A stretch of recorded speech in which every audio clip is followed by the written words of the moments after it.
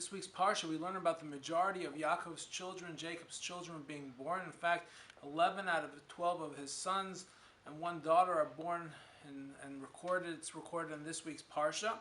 And what's very interesting is Rachel, one of the wives of Yaakov, has her first child, Yosef, and after many years of anticipating and praying for a child and watching all of her sisters having babies, she finally conceives, carries, and gives birth to a beautiful looking baby boy, which she calls him Joseph.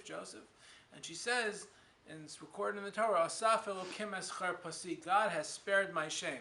So the simple understanding is because up until the fact that she had a child, she had a certain degree of shame. Why was she the only sister that was not going ahead and having a child?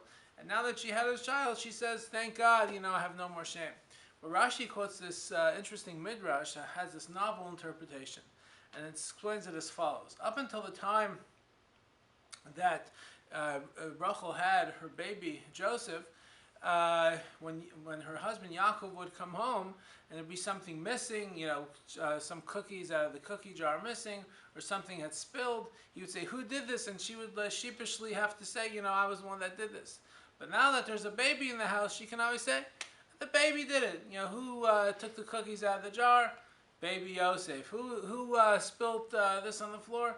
Baby Joseph. So now she has somebody to blame for her mishaps. And it seems to be somewhat bizarre that this is a reason why she's giving thanks to God. After all, after waiting so many years and anticipating for such a long time to have a child, she finally has a child. She has no more worthy reason to give thanks for than something as mundane and as plain as this.